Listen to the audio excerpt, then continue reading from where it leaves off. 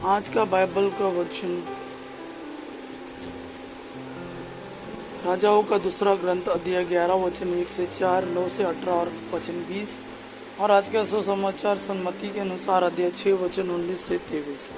राजाओं का दूसरा ग्रंथ अध्याय 11 वचन 1 से 4, 9 से 18 और 20।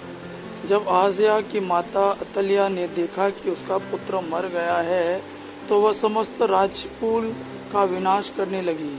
किंतु राजा योराम की पुत्री और आहाजिया की बहन यहोशबा ने आहाजिया के पुत्र यहोश को चुपके से उन राजकुमारों से अलग कर दिया जिनकी हत्या हो रही थी, और उसे उसकी दाई के साथ शयन कक्ष में रखा। इस प्रकार वह अतलिया से छिपा रहा और बच गया। वह 6 वर्ष तक गुप्त रूप से प्रभु के मंदिर में उसके साथ रहा।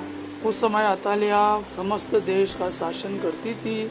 7वें वर्ष यहोयादा ने कारियों के शतपतियों और अंगरक्षकों को बुला भेजा। उसने उन्हें प्रभु के मंदिर के अंदर ले जाकर उन्हें साथ समझौता कर लिया और शपथ दिलाकर उन्हें राजकुमार को दिखाया। शतपतियों ने याजक यहोयादा के आदेश का पूरा पालन किया। प्रत्येक अपने आदमियों जो विश्राम दिवस को पहरे से छूट गए और जो विश्राम दिवस को पहरे पर आए थे, दोनों को लेकर याजक यहोयादा के पास आया। याजक ने शतपतियों को प्रभु के मंदिर में सुरक्षित राजा दाऊद के बाल और दालें दे दी।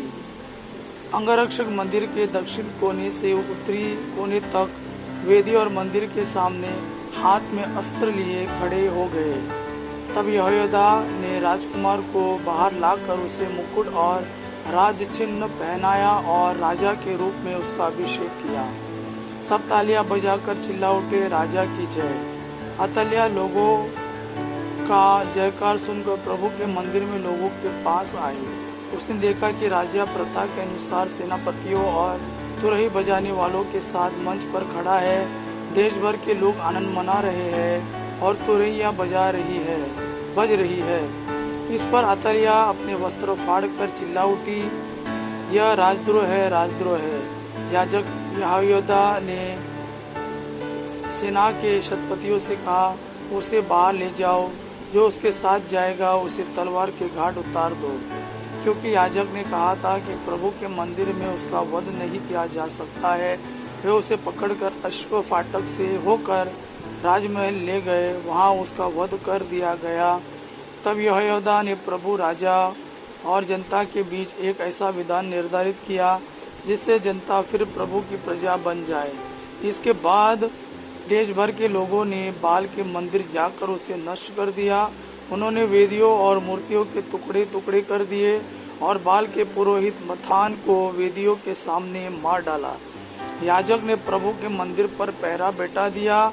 देश भर के लोग आनंदित थे और नगर फिर शांत हो गया। अतलिया को राजमहल में तलवार के घाट उतारा गया था।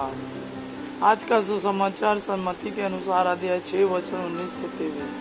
यीशु ने अपने शिष्यों से यह कहा, पृथ्वी पर अपने लिए पूंजी जमा नहीं करो, जहाँ मूर्छा लगता है, कीड़े खाते हैं और चोर सेंध लगाकर चुराते हैं। स्वर्ग में अपने लिए पूंजी जमा करो, जहाँ न तो मूर्छा लगता है, न कीड़े खाते हैं और न चोर सेंध लगाकर चुराते हैं, क्योंकि जहाँ तुम्हारी पूंजी है वही तुम्हारा हृदय भी रहेगा। आँख शरीर का दीपक है। यदि तुम्हारी आँख अच्छी हो तो तुम्हारा सारा शरीर प्रकाशमान होगा, किंतु यदि तुम्हारी आँख बीमार हो तो तुम्हारा सारा शरीर अंधकारमय होगा। इसलिए जो ज्योति तुम में है, यदि वही अंधकार हो